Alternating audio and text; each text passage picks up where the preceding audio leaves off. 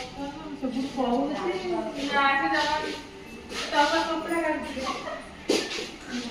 ତମ କପଡ଼ା କାଟୁଛି ଟୋପି ଗାଲେ ବି ଜାଣିପାରିବନି ବହୁତ ଛୋଟ ଥିଲା ମାନେ ଦେଖିଥିଲା ନା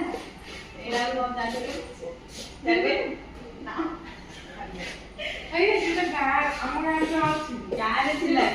ଯୋଉ ଆସିଥିଲା ଯୋଉ ମାତା ପରେ ଝିଅ ସହିତ ଆସି ଯୋଉ ଜିନିଷ